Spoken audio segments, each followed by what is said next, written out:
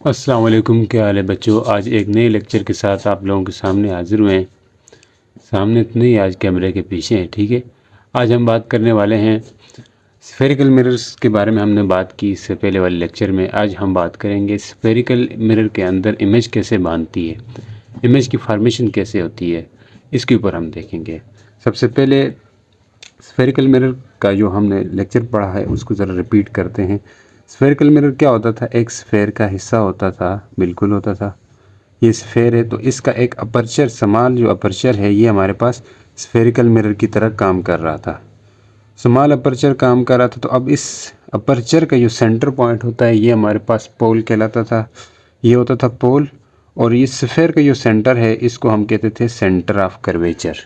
ठीक है, centre of curvature और स्फेयर पोल के बीच में एक लाइन हम बनाते थे, इसको हम कहते थे प्रिंसिपल एक्सिस।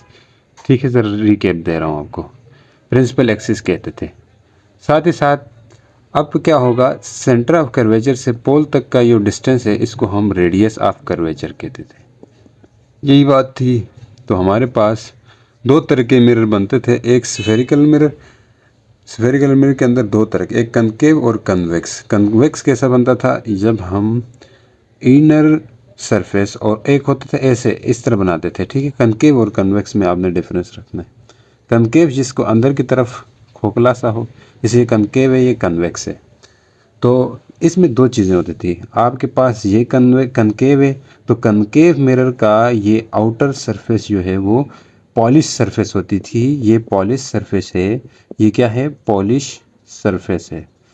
ठीक हो गया। और जो इनर सरफेस है ये रिफ्लेक्टिंग सरफेस कहलाती थी कनकेव के केस में। कन्वेक्स के केस में आपके पास क्या होता था, इसके अपोजिट होता था। इनर सरफेस को हम पॉलिश सरफेस बनाते थे, ये पॉलिश सरफेस होती थी। ठीक हो गया, ये आपके पास रिफ्लेक्टिंग सरफेस कहलाती थी। ये दो चीज़ें हमने डिस्कस करें इससे पहले वाली वीडियो में। ठीक है, अगर ज़्यादा डिटेल चाहिए तो आप वहीं पे जाएं, वहाँ जाके देखें। यूट्यूब के सर्च बार में जाके लिख दें कि भाई स्फेरिकल मिरर पाई पाकिस्तान डायनामिक वाला, तो आ जाएगी, लेक्चर आपको मिल जाएगा। तो अब है हमारा आज का मेन मकसद, आज का मेन जो टॉपिक है जिसके ऊपर हम बात करने वाले हैं वो है इमेज फार्मेशन। इमेज फार्मेशन हम देखेंगे, इमेज किस तरह बनती है मिरर के अंदर, इस चीज़ को ज़रा देखते हैं। देखें, आम तौर पर जो इमेज है वो मुख्तलिफ मिरर में मुख्तलिफ हमें दिखाई पड़ती है। जैसे हमारे पास गाड़ी का मिरर है जो रियर व्यू होता है, गाड़ी के साइड पे लगा होता है, उस मिरर में भी हमें इमेज दिखाई देती है। लेकिन वहाँ पे जो इमेज है, मान लीजिए गाड़ी वाले में बनाने की कोशिश कर रहा हूँ, ये इस तरह का शीशा होता है। ठीक है, तो ये रियर व्यू है, रियर मिरर है। ठीक है, रियर मिरर जो गाड़ी के साइड वाले मिरर को बोलते हैं। इसमें जो ऑब्जेक्ट जो अपीयर होता है, जो इमेज जो हमें नज़र आती है, वो असल में रियल में वो जो इमेज है वो उससे क्या होती है, बड़ी होती है। हमें वहाँ इमेज जो है वो स्मॉल दिखाई देती है, छोटी दिखाई देती है। जैसे साइड से कोई गाड़ी आती है तो वो उसकी इमेज हमें छोटी नज़र आएगी। ठीक है, तो उस इमेज का क्या मकसद है वो भी हम देखेंगे। बास मिरर ऐसे होते हैं जिसके आगे हम अगर खड़े हों तो हमारी इमेज जो है वो बहुत, मतलब कि इनलार्ज, बड़ा करके दिखाता है। जैसे शेविंग मिरर है, आपने ये भी देखा होगा, शेविंग मिरर। शेविंग मिरर के अंदर भी ये चीज़ होती है कि इमेज इनलार्ज होती है, बहुत बड़ी होती है। हमें अपने चेहरे के करीब लाते हैं तो हमारा चेहरा जो है वो बड़ा दिखाई देता है। तो ये शेविंग मिरर में ऐसा क्या होता है, डेंटिस्ट यूज़ करते हैं दांतों की फिलिंग वगैरह के लिए, दांतों की इलाज के लिए। तो वो मिरर उसका क्या है, मतलब वो भी एक तरह से जो आपका दांत है वो बड़ा करके दिखाता है। तो इसके बारे में हम ज़रा पढ़ेंगे। पहले इसकी इमेज फार्मेशन समझ जाएंगे तो इसका जो फंक्शन होता है, ये क्यों दिखाता है बड़ा, क्यों कम दिखाता है, ये आप सबको समझ आने वाली है। लेक्चर को मिस नहीं कीजिएगा, आगे बने रहिएगा। सबसे पहले आपको रूल्स देखने होंगे, इमेज फार्मेशन के रूल्स क्या हैं ये आपको समझने होंगे। रूल्स समझिए पहले। रूल्स ये है कि हमें कनकेव और कन्वेक्स मिरर दोनों लेते हैं ताकि दोनों के जो रूल्स हैं वो हमें क्या हो, अच्छे से पता हो जाए। तो मान लें हमने एक कनकेव मिरर बनाया, बिल्कुल ये कनकेव मिरर है। दूसरी तरफ एक हम कन्वेक्स मिरर बनाएंगे, ये कन्वेक्स मिरर है। ठीक है, कनकेव और कन्वेक्स, ये कौन सा मिरर है आप जानते हैं यार, इसको लिखने की ज़रूरत नहीं है। कनकेव है, ये है कन्वेक्स, ठीक है, स्फेरिकल मिरर। तो कनकेव मिरर और इसकी जो चीज़ें हैं बेसिक, ये उम्मीद करता हूँ आपको पता, ये बताई भी है। ये पोल होता है, ये आपके पास यहाँ पे सेंटर ऑफ कर्वेचर है, ये रेडियस है, और यहाँ पे होता है फोकस, प्रिंसिपल फोकस, ठीक है, ये फोकस होता है। पहला रूल क्या है कि आप अगर कोई रे आती है, कोई रे पैरेलल आती है, इसका भी हम बना देते हैं जी, ये कन्वेक्स का, दोनों को साथ साथ समझेंगे, फिर इसकी इमेज फॉर्मेशन भी हम समझेंगे, ठीक है। तो मैं फिर बार रिपीट करूँगा, जो भी पैरेलल रे, फर्स्ट रूल ये है, यो पैरेलल रे, जब भी पैरेलल रे आएगी कनकेव मिरर में से, ये पैरेलल रे कोई आई है, ये पैरेलल रे आफ्टर रिफ्लेक्शन ये पास कर जाएगी किससे, फोकस में से। होता भी ऐसा है, फोकस से जो रे पास करेगी वो रिफ्लेक्ट होने के बाद किस में से जाएगी, वापस फोकस में से, फोकस में से, यानी कि फोकस में से पास करके जाएगी। जो रे प्रिंसिपल एक्सिस के पैरेलल होगी, ये प्रिंसिपल एक्सिस है, इसके पैरेलल जो रे आएगी वो रिफ्लेक्ट होने के बाद फोकस में से जाएगी। इसके साथ साथ हम कन्वेक्स वाले में क्या होगा, कन्वेक्स मिरर में ये अगर कोई पैरेलल रे आ रही है, ये आपको पता है यार, ये सरफेस जो है ये क्या होती है, पॉलिश होती है, ये वाली सरफेस यहाँ पे ये पॉलिश होती है। तो इसका फोकस जो है ना बिहाइंड मिरर होता है, यहाँ पे फोकस होता है, यहाँ पे सेंटर ऑफ कर्वेचर होता है, इसका ज़रा अपोजिट होता है। इसमें अगर कोई रे पैरेलल आएगी कन्वेक्स में, तो वो रिफ्लेक्ट करने के बाद जो है इससे क्या हो जाती है, रिफ्लेक्ट होके इस तरफ जाती है रियल में। लेकिन ये जो आपके पास रे है, ये फोकस में से, इमेजिनरी हम ये कंसिडर करते हैं, ये फोकस से आई थी, ये रे फोकस में से, फोकस से ये रे निकली थी। यानी कि जब भी कनकेव कन्वेक्स में पैरेलल रे जो भी आएगी वो हमेशा रिफ्लेक्ट होगी, लेकिन वो हमें कहाँ से आती हुई दिखाई देगी, फोकस में से। जैसे हम अगर यहाँ पे कोई आँख से अगर देखना चाहें तो हम ये कंसिडर कर सकते हैं ये रे जो है ये फोकस से निकली है। तो इसलिए हम इसकी इमेज भी है, ये वो भी वर्चुअल इमेजेस होते हैं, वो हम आगे समझेंगे मज़ीद भी। तो ये रे हम कहाँ से कंसीडर करते हैं, फोकस में से।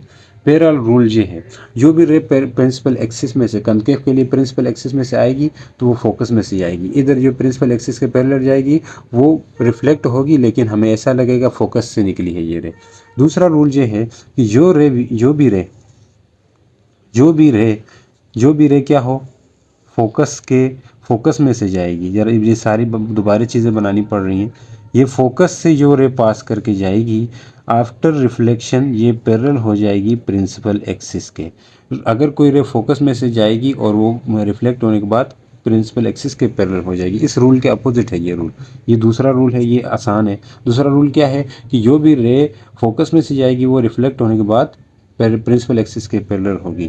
तीसरा रूल, दूसरा इसके लिए क्या होगा, कन्वेक्स के लिए रे रूल, कन्वेक्स के लिए ऐसा होगा कि यहाँ पे अगर कोई रे, ये इसका फोकस इधर होता है, सेंटर ऑफ कर्वेचर इधर हो गया, ठीक है। अब अगर इसके फोकस में से कोई रे पास करके जाए, देखिए इस और इसका दोनों का थोड़ा डिफरेंट है, तो आपने इसको भी इसी तरह लेना है। यानी कि अगर कोई रे यहाँ से फोकस में से आई थी तो हम भी यहाँ पे एक रे फोकस से समझेंगे, लेकिन ये रे कैसे आएगी, परपेंडिकुलर। मगर या मान ले ये आ रही थी फोकस में से जाने के लिए, लेकिन ये रिफ्लेक्ट होके प्रिंसिपल एक्सिस के पैरेलल हो जाएगी। दोनों में थोड़ा वो है, लेकिन यहाँ पे आपको लग रहा है फोकस में से जाएगी, यहाँ पे नहीं लग रहा, तो हम इसको इमेजिनरी लेते हैं कि आई थी, ये जाना चाह रही थी फोकस में से, कि जो भी परपेंडिकुलर लगेगी कन्वेक्स मिरर के ऊपर, परपेंडिकुलर होता है ना यार, ये सर्कल है तो कोई भी चीज़ ऊपर से डायरेक्ट आती है या इधर से जाए साइड से, ये परपेंडिकुलर होती है। तो परपेंडिकुलर रे आई थी, वो फोकस में से जाना चाह रही थी, लेकिन फोकस में से पास नहीं करी, तो हमें ऐसा लगा कि ये फोकस में से जाने वाली थी, लेकिन फोकस में नहीं जाते हुए ये प्रिंसिपल एक्सिस के पैरेलल होगी। ये दूसरा रूल था किसके लिए, कन्वेक्स मिरर के लिए। तो कन्वेक्स और कनकेव दोनों के हो गए। अब इसके बाद रूल है नेक्स्ट जो है, इसी तरह 3-4 रूल हैं, इसको आपने समझने हैं। ये फिर से हम कौन सा मिरर बनाना है, कनकेव मिरर। तो ये हो गया आपके पास पोल, ये होगा आपके पास फोकस, ये होगा सेंटर ऑफ कर्वेचर। अब तीसरा रूल ये है कि जो भी रे सेंटर ऑफ कर्वेचर में से पास करेगी, किस में से, सेंटर ऑफ कर्वेचर में से पास करेगी, तो वापस वो सेंटर ऑफ कर्वेचर से ही जाएगी। ये किसके लिए? कनकेव के लिए। जो रे सेंटर ऑफ कर्वेचर से जाएगी वो वापस सेंटर ऑफ कर्वेचर में से ही रिफ्लेक्ट होकर जाएगी। मैं इस चीज़ को समझाऊंगा आपको क्यों ऐसा होगा। आपके जहन में सवाल आएगा कि भाई ये आई थी वापस ऐसे जाने क्या ये उधर इधर क्यों नहीं गई, इधर क्यों नहीं आई, ये सब सवाल बनता है। तो इस चीज़ को मैं समझाऊंगा। लेकिन होता क्या है पहले से ये समझिए। आमतौर पर आपने लॉ ऑफ रिफ्लेक्शन पढ़ा हुआ है। लॉ ऑफ रिफ्लेक्शन में एक आपके पास नॉर्मल होता था, एक इंसिडेंट रे होती थी, एक रिफ्लेक्टेड रे होती थी। जो हम कहते थे एंगल ऑफ इंसिडेंट जो है वो एंगल ऑफ रिफ्लेक्शन के इक्वल होता है। हमेशा ये होगा जितना एंगल ऑफ इंसिडेंट होगा वही एंगल ऑफ रिफ्लेक्शन होगा। अगर ये रे ऐसा मतलब मान लो यहाँ 30 का है तो ये भी 30 का होगा, बराबर होंगे। तो अगर ये इंसिडेंट ऑफ रे जो है नॉर्मल के साथ परपेंडिकुलर नॉर्मल के उसमें आए, नॉर्मल की डायरेक्शन में आए, तो रिफ्लेक्ट होने के बाद वापस उसी डायरेक्शन में जाएगी। क्यों? क्योंकि अब यहाँ पे एंगल कितना है, एंगल ऑफ इंसिडेंट जो है वो 0 है, यानी कि नॉर्मल के साथ 0 एंगल बना रहा है। तो एंगल ऑफ रिफ्लेक्शन को भी 0 होना होगा, क्योंकि लॉ ऑफ रिफ्लेक्शन के मुताबिक जितना एंगल ऑफ इंसिडेंट है उतना एंगल ऑफ रिफ्लेक्शन भी होना चाहिए। तो यहाँ पे एंगल ऑफ इंसिडेंट 0 है तो एंगल ऑफ रिफ्लेक्शन भी क्या है, 0 है। तो तभी उसी रास्ते में क्यों गई, उसी रास्ते में से, क्योंकि ये परपेंडिकुलर है नॉर्मल के। इसी तरह इसलिए नॉर्मल के परपेंडिकुलर होने की वजह से एंगल तो 0 हो गया, एंगल ऑफ इंसिडेंट, तो एंगल ऑफ रिफ्लेक्शन भी 0 हो रहा है। अब यहाँ पे कनकेव मिरर में भी यही होगा। कनकेव मिरर में आमतौर पर सेंटर ऑफ कर्वेचर से, आप ये एक बात जान दें, सेंटर ऑफ कर्वेचर से पोल तक का डिस्टेंस ये रेडियस ऑफ कर्वेचर होता था। रेडियस ऑफ कर्वेचर असल में है क्या? रेडियस ऑफ कर्वेचर असल में रेडियस है उस स्फेयर का, जिस स्फेयर का ये मिरर पार्ट है, जिस स्फेयर का ये मिरर हिस्सा है, जिस स्फेयर का हिस्सा है ये मिरर, उसी का रेडियस है, होता है रेडियस ऑफ कर्वेचर। तो ये भी सेंटर ऑफ कर्वेचर से मिरर तक जो रे जा रही है पास करके, तो वो भी मतलब कि रेडियस में से जा रही है ना। तो रेडियस स्फेयर के ऊपर क्या होगा, परपेंडिकुलर होगा। आमतौर पर जो सर्कल भी होता है उसका रेडियस भी क्या होता है, परपेंडिकुलर होता है 90 का। तो मतलब यहाँ से जो इंसिडेंट रे है वो 0 एंगल बना रही है, इंसिडेंट रे एंगल 0 है, तो एंगल ऑफ रिफ्लेक्शन भी क्या होना होगा, 0 होना होगा। 0 होने के लिए फिर आपके पास यही रिफ्लेक्शन होगी जो आपके पास प्लेन मिरर में दिखाई देता है। तो इसीलिए जो जितना एंगल ऑफ इंसिडेंट है इतना रिफ्लेक्शन भी होगा, और साथ ही साथ ये रे वापस उसी रास्ते से मुड़ जाएगी, वापस उसी रास्ते में से जाएगी। समझ आ रही है कि नहीं आ रही है? ये था कनकेव मिरर के केस में। तो कन्वेक्स मिरर में हो भी सेम यही चीज़ होगी भैया।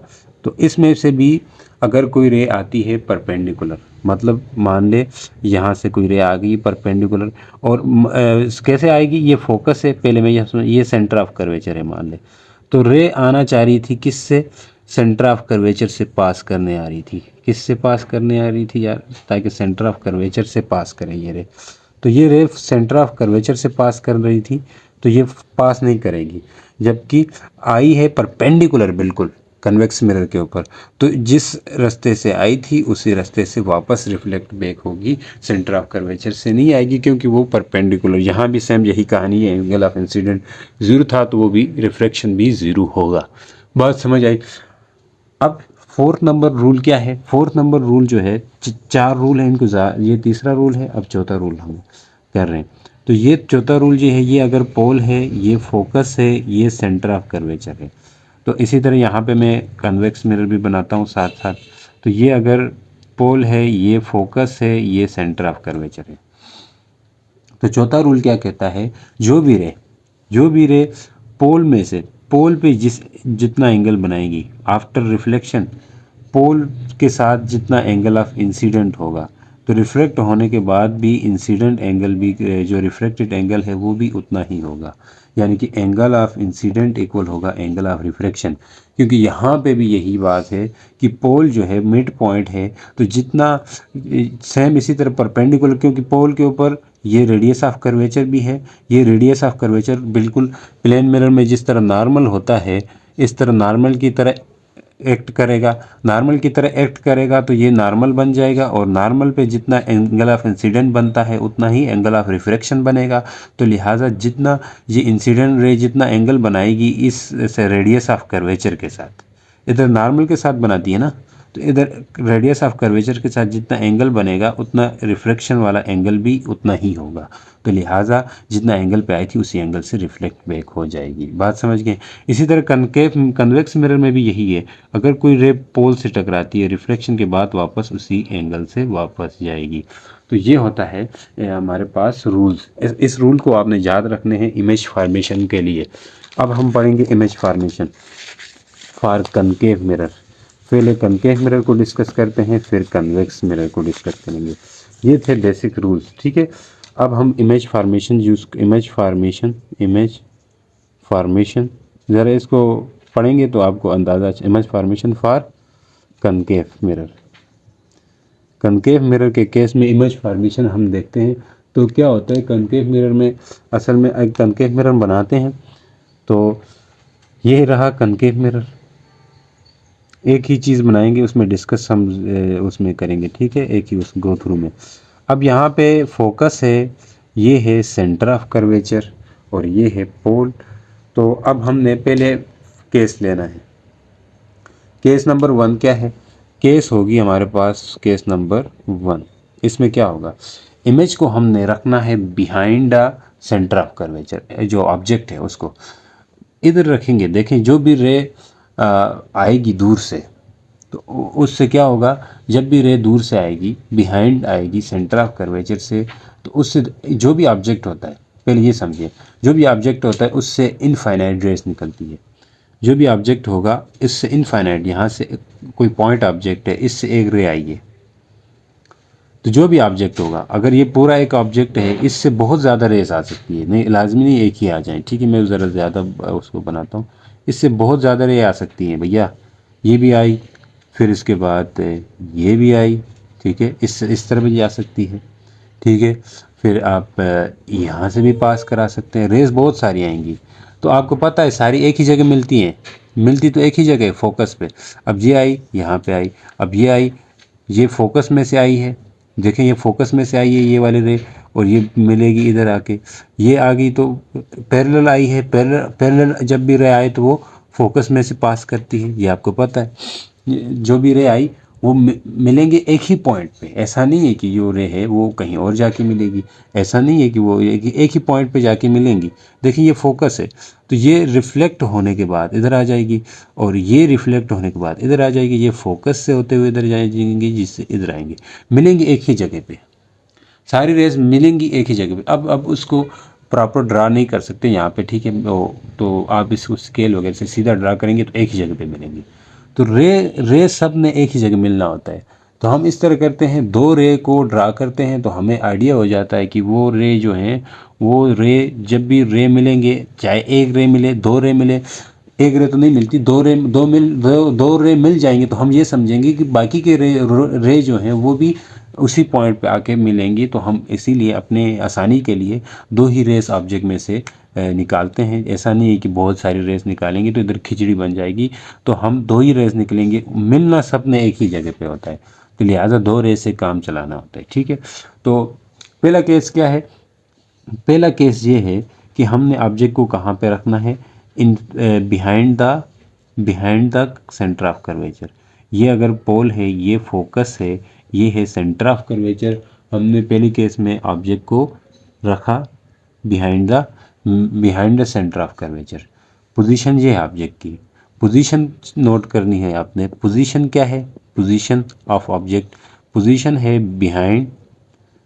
बिहाइंड सेंटर ऑफ कर्वेचर, सी लिख दिया, बिहाइंड सी रखेंगे तो 2 रेस निकाल देंगे हम इससे कितनी रेस निकालेंगे? 2 रेस निकाल देंगे, ठीक है भैया। 2 रेस निकालनी है, वो रेस कैसी होनी चाहिए?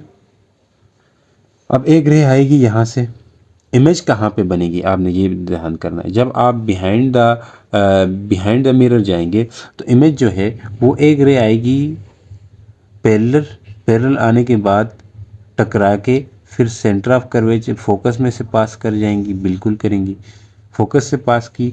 फिर दूसरी रे जो है वो कहाँ पे पास करेंगे? सेंटर ऑफ कर्वेचर सुन नहीं ना, सेंटर ऑफ कर्वेचर नहीं, इसके बिहाइंड रखा है हमने। तो अब एक रे जो है यहाँ से पास करेगी पोल से पास करने के बाद जहाँ पे आके दोनों रेस मिल गई।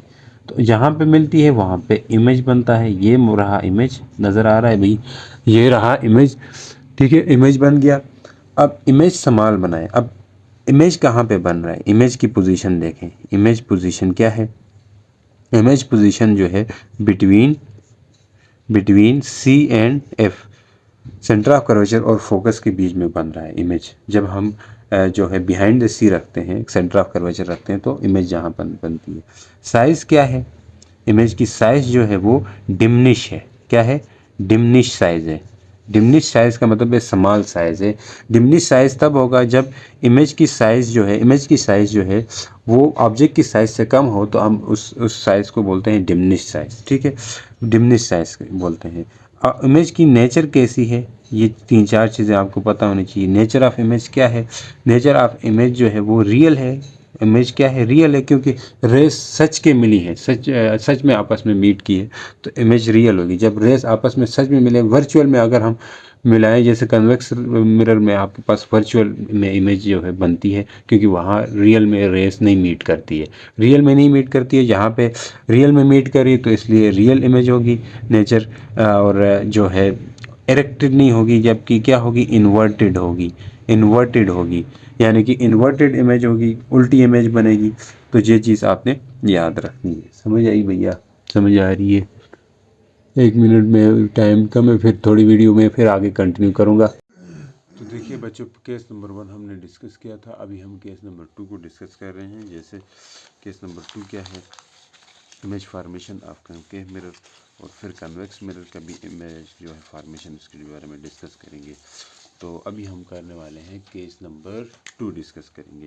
केस नंबर 1 में हमने ऑब्जेक्ट को behind the centre of curvature रखा था। अब हम ऑब्जेक्ट को रख रहे हैं सेंटर ऑफ कर्वेचर के ऊपर। देखें, ये हम मिरर बना गए, ये था पोल, ये था हमारे पास फोकस, ये था सेंटर ऑफ कर्वेचर। अब हमने सेंटर ऑफ कर्वेचर पे रखना है। ऑब्जेक्ट को सेंटर ऑफ कर्वेचर पे रखेंगे, इससे 2 रेज निकलेंगी। एक रे जाएगी पैरेलल जो रे जाती है वो मिरर से टकराने के बाद, रिफ्लेक्ट करने के बाद वो फोकस में से पास करके जाएगी। तो ये रही फोकस और पास कर गई, ठीक है। और एक को हम फोकस में से पास कराते हैं। जब फोकस में से पास करेगी तो ये जो रे है ये इधर आके मिल जाएगी। तो मान ले यहाँ पे आई और मीट किया, तो यानी कि अब ये इमेज का पोजीशन बताएं और ऑब्जेक्ट की पोजीशन क्या है। सबसे पहले वो बात करते हैं, ऑब्जेक्ट पोजीशन। ऑब्जेक्ट कहाँ पे रखा है, यानी कि वो बताना है। ऑब्जेक्ट की पोजीशन क्या है, ऑब्जेक्ट की जो पोजीशन है वो है at C, centre of curvature पे है। ऑब्जेक्ट इमेज की पोजीशन क्या है, इमेज पोजीशन, अब हम वो भी बात करते हैं इमेज पोजीशन। इमेज की पोजीशन जो है वो भी आपको दिखाई दे रही है 8C, यानी कि सेंटर ऑफ कर्वेचर पे ही बन रही है, तो हम कहेंगे 8C। तो इमेज सेंटर ऑफ कर्वेचर पे बनी। फिर हम बात करेंगे इमेज की साइज़ के, साइज़ ऑफ इमेज क्या होगी, साइज़ ऑफ इमेज जो है वो भी हम बता सकते हैं। इमेज का साइज़ जो है वो सेम होगा, जो ऑब्जेक्ट का साइज़ है वही इमेज के पास साइज़ होगा। फिर चौथी चीज़ है नेचर ऑफ इमेज। इमेज की नेचर क्या है, नेचर ऑफ इमेज वो भी आप देख सकते हो। इमेज की जो नेचर है वो है रियल। क्यों है, क्योंकि रेस सच में आपस में मीट कर रही है। रियल और इन्वर्टेड है, ये चीज़ हमने पढ़ रखी है, ठीक है, रियल और इन्वर्टेड है। अब अगर हम चौथे केस को डिस्कस करें, केस नंबर 4 को, तो वो क्या है, केस 4। केस 4 क्या है, इसी तरह हमने सेंटर ऑफ कनकेव मिरर बनाई, और इसमें से यही हमारे पास पोल रहा, ये है फोकस, ये है सेंटर ऑफ कर्वेचर। अब हमने इमेज ऑब्जेक्ट की पोजीशन क्या रखनी है, सेंटर ऑफ कर्वेचर और पोल के बीच में। चले रख दिया, तो एक रे जाएगी पैरेलल जो रे जाती है वो रिफ्लेक्ट करने के बाद फोकस में से पास करती है, पास कर गई है। एक रे को ले जाएंगे फोकस में से गई और ये आके मीट किया यहाँ कहीं पे, यानी कि सेंटर ऑफ कर्वेचर से पीछे। सेंटर ऑफ कर्वेचर से पीछे जो रे मीट करेगी। तो अब यहाँ से देख भी सकते हैं कि जो है जो इमेज है उसका साइज़ जो है ऑब्जेक्ट के साइज़ से सेम नहीं है। तो हम क्या कहेंगे, सबसे पहले ऑब्जेक्ट की पोजीशन की बात करेंगे। ऑब्जेक्ट की जो पोजीशन है वो बिटवीन क्या है, आप बार बार लिखना, मैं इस तरह एक ही दफ़ा मिटा के आप इसको अलग अलग करके पार्ट्स में लिख दें। बिटवीन सी एंड एफ, ये ऑब्जेक्ट की पोजीशन थी। ऑब्जेक्ट इमेज की पोजीशन क्या है, बिहाइंड सी, क्या है, behind the C, centre of curvature से पीछे है। ये भी होगी बात। साइज़ ऑफ इमेज, इमेज का साइज़ क्या है, लार्ज है, बिल्कुल है, लार्ज है, क्योंकि ऑब्जेक्ट के साइज़ से बड़ी है इमेज की साइज़। तो नेचर ऑफ इमेज क्या है, रियल और इन्वर्टेड है। रियल मतलब रेस से सच में मिली है, इन्वर्टेड मीन्स ऐसा है कि क्योंकि रेस जो है वो इमेज जो है वो उल्टी बनी है इसलिए। तो अब हम बात करने वाले हैं केस नंबर 4 के बाद 5 को। अब हम फोकस पे रख के चेक करते हैं। केस नंबर 4 है, 5 है यार, 1 2 3 है, 4 को ऊपर बात करिए, ठीक है, नंबरिंग गलत हो गई यार। केस नंबर 4 की बात करते हैं। इसी तरह हमारे पास सेंटर ऑफ कर्वेचर है, सेंटर ऑफ कर्वेचर तो नहीं है, कनकेव मिरर है, ठीक है, कनकेव मिरर बनाएंगे। फिर कनकेव मिरर के बाद हम उसकी इमेज ड्रा करेंगे। ये कनकेव मिरर रहा, ये है कनकेव मिरर, ये होगा उसका पोल, सेंटर ऑफ कर्वेचर और फोकस, ये सारी चीज़ें बनाई। अब हमने बिटवीन कहाँ पे रखा था, सी और एफ के बीच में। अब हम एफ पे रखते हैं, कहाँ पे रखेंगे, एफ पे। अब एफ पे रखेंगे तो जो है इमेज कैसी जाएगी, इसके से वो जो एक रे जाएगी पैरेलल, ठीक है, जो पैरेलल जाती है वो फोकस में से पास करेगी, बिल्कुल करेगी। आप रे को कहीं से भी निकाल सकते हो भाई, हाँ ना।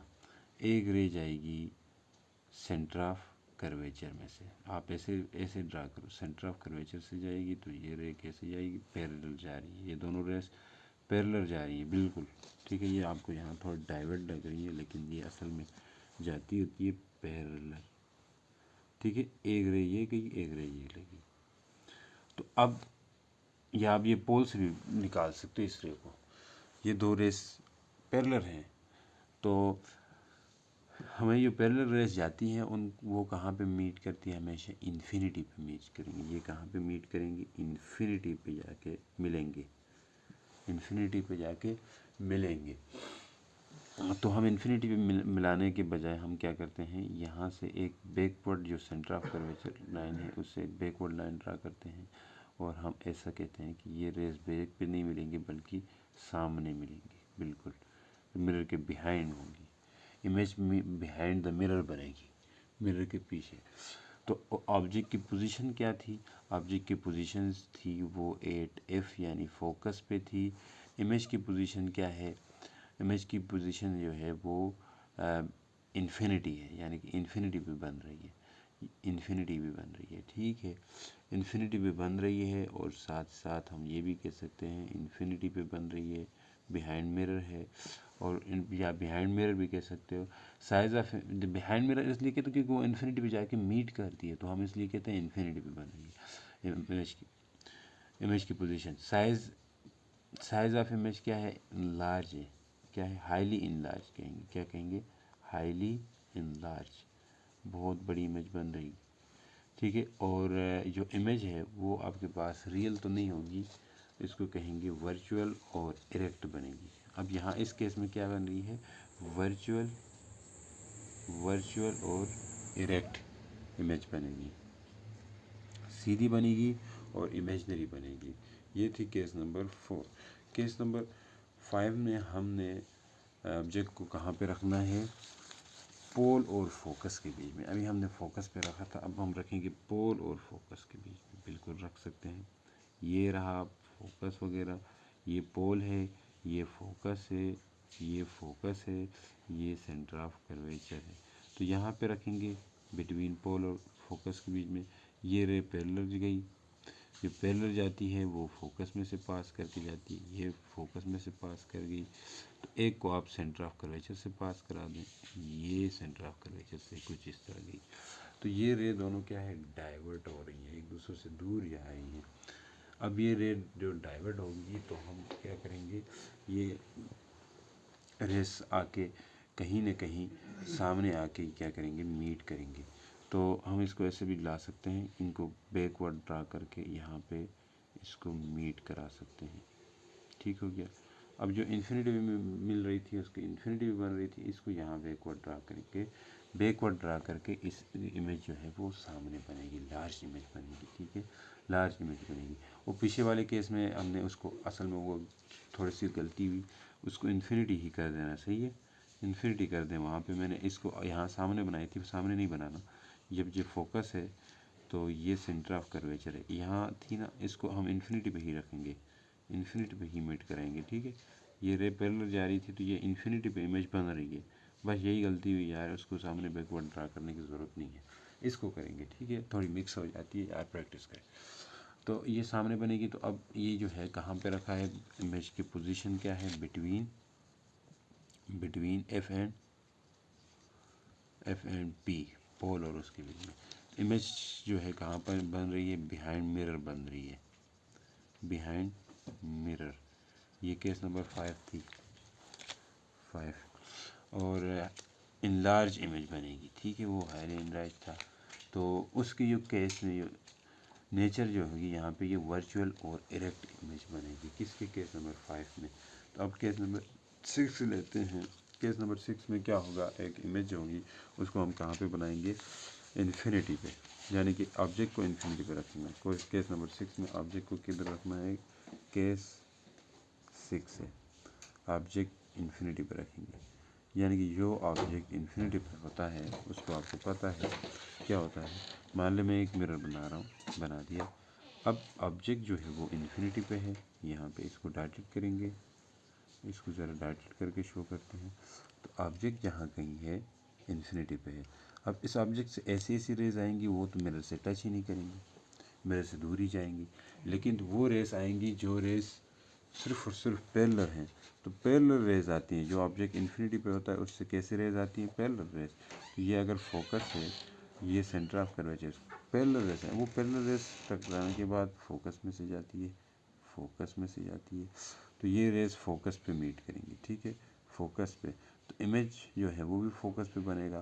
तो वो एक पॉइंट इमेज होगा या पॉइंट साइज इमेज होगा। तो ये केस बहुत इंपॉर्टेंट केस है। तो अब हमने कहाँ पे रखा है, ऑब्जेक्ट की पोजीशन क्या है बता सकते हैं। ऑब्जेक्ट की पोजीशन जो है वो 8 इन्फिनिटी है, 8 इन्फिनिटी है। इमेज पोजीशन क्या है, इमेज की पोजीशन 8 फोकस है। साइज़ क्या है, डिमनिश है, हाईली डिमनिश है। क्या है, हाईली डिमनिश, बहुत ही छोटा इमेज बनेगी। और इमेज जो है वो रियल होगी। क्या होगी, रियल होगी। मैं बता रहा हूँ इमेज क्या होगी, रियल होगी। क्योंकि सिर्फ इस केस में रियल इमेज बनती है।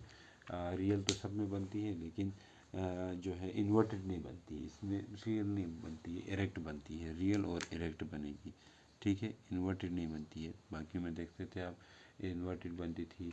ठीक है, एक वो जो फोकस और पोल के बीच में रखते हैं तब भी आपके पास वर्चुअल और इरेक्ट बनती है, इसमें रियल और इरेक्ट बनती है।